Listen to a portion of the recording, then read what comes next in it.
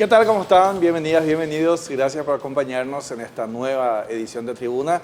Y hoy estamos estrenando un nuevo escenario, así es que bienvenidos también a este nuevo escenario, podemos decir, Tina. Vos te toca el Palacio de Gobierno. ¿Cómo estás? Muy bien, buenas noches César y bueno, estrenando este espacio muy lindo, está muy bien decorado. Bueno, así es, Tina. Hoy tenemos varios temas para hablar. Vamos a estar hablando sobre lo que va a ser, en breve se estará celebrando en nuestro país la Semana de la Diplomacia. Bueno, ¿qué hace el Ministerio de Relaciones Exteriores a propósito? ¿Cuál es el trabajo fundamentalmente? ¿Cómo estamos en tema de derechos humanos? Casualmente, esta es una semana muy movida para la diplomacia paraguaya. Cuando hablamos de diplomacia, estamos viendo ahí desde estos reclamos que se hacen, el tema a Ronnie Martí, o por ejemplo, la apertura de nuevos mercados o la ampliación de un mercado como el de la exportación de carne a China, Taiwán, entre otros. Estaremos hablando también en breve nada más sobre el nuevo proyecto de la Costanera Sur. ¿Cómo va a cambiar la ciudad con eso, Tina? Ya está cambiando, pero imagínate vos toda la zona del Bañado, Tacumbú, hasta el Cerro Lambaré, Es todo un lleno de atractivo, es todo un atractivo ahora la costanera. Realmente es un placer ver el río, disfrutar del río. Entonces creo que eso se va a ampliar más. Entiendo que se va hasta Villeta, ¿no? Sí, bueno, así es que nos estarán contando cuáles son las etapas. Y ayer se registraba el pico ya de consumo de agua. Imagínense lo que es. Estamos en primavera, 42, 43 grados, pero todavía estamos en primavera y ya la ESAP registraba el día de mayor consumo de agua potable de todos los tiempos. Nos estarán acompañando desde la Gerencia General de ESAP para hablar qué estrategias están hablando para que tengamos un verano con agua. Todo esto ya en la edición de Tribuna de hoy. Y anunciamos que estaremos hablando de lo que hace la diplomacia y ya nos acompaña Marcelo Scapini. Él es director general de la Unidad de Derechos Humanos del Ministerio de Relaciones Exteriores. Marcelo, gracias por estar aquí. Hola César, un gusto acompañarlos. Hola Tina. Hola. Gusto verte. Igualmente. Y contento de estrenar el set.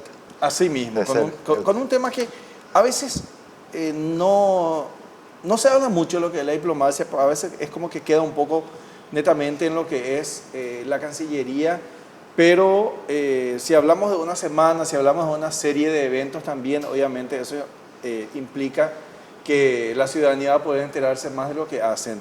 Y antes de entrar en esto, Marcelo, vos tenés varios años ya de trabajo en la diplomacia, ¿verdad? Tengo entendido que en varias posiciones, en varios lugares representando al país. Es así. Dijiste algo que es muy importante y que hace a la naturaleza del trabajo diplomático, que tiene que ver con que determinados espacios son espacios, llamémoslo así, de negociación confidencial. Resulta que la negociación entre los estados tiene dos etapas, ¿verdad?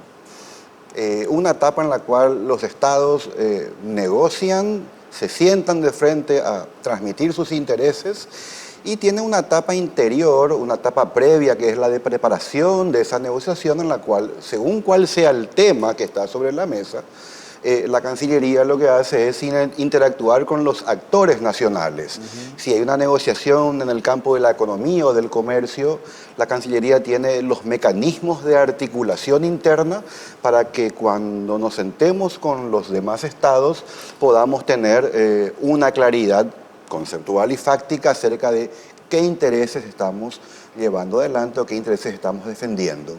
Entonces, lo que sucede es que las negociaciones tienen cierta parte que es reservada porque es una exigencia de los estados en esta materia, pero al mismo tiempo contrastamos con una necesidad creciente de la ciudadanía, la cual nosotros nos debemos de conocer con mayor detalle qué es lo que estamos haciendo. En la diplomacia solemos decir que no podemos negociar con la prensa, en el buen sentido de la palabra, que en el sentido de que no podemos estar de manera permanente difundiendo los detalles de determinadas negociaciones, porque eso muchas veces entorpece la marcha de ese proceso específico. Claro, vemos, por ejemplo, ese tipo de situaciones, vemos mucho en las investigaciones fiscales o judiciales. A veces cuando se filtran, entorpece todo el procedimiento, ¿verdad? Podríamos hacer un paralelismo, ¿no? Sí. O sea, cuando uno se sienta a negociar con un Estado, o con varios Estados y es una mesa multilateral, los demás con quienes uno se sienta a conversar exigen de alguna manera, y nosotros también exigimos a la contraparte, cierto grado de confidencialidad, porque el proceso de la negociación es muy dinámico.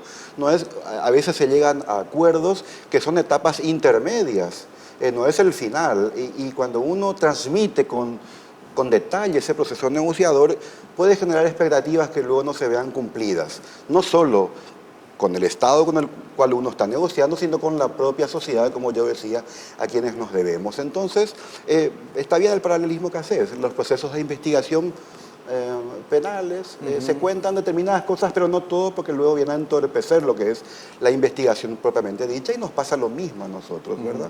Y eso no es secretismo, eso es confidencialidad que se espera beneficie al resultado final, ¿verdad? Eso pasa en el ámbito comercial, en el ámbito político, pasa en el ámbito de los derechos humanos, en el cual yo me desenvuelvo hoy. Y bueno, y justamente, ¿cómo estamos en materia de derechos humanos a nivel Paraguay para el mundo?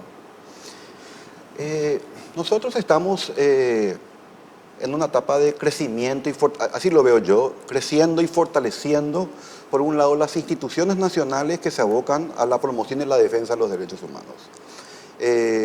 Tenemos en la mayoría de las instituciones nacionales, ministerios, entes, tenemos direcciones generales de derechos humanos que están en proceso de consolidación, y esto es muy relevante. Digamos, la tarea de la defensa y la promoción de los derechos es una tarea permanente. No es una cuestión, no es como una negociación económica en la cual uno se sienta, consiguió el cupo de la carne, éxito.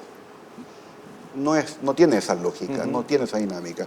La de los derechos humanos es una dinámica distinta. Pareciera ser que aquellos que trabajamos en la materia estamos en una exigencia cotidiana en la cual casi nunca vemos estamos en una posición cómoda y que podamos decir que estamos del todo bien. Y esto nos pasa no solo a los paraguayos o al Paraguay, le pasa a todos los países del universo.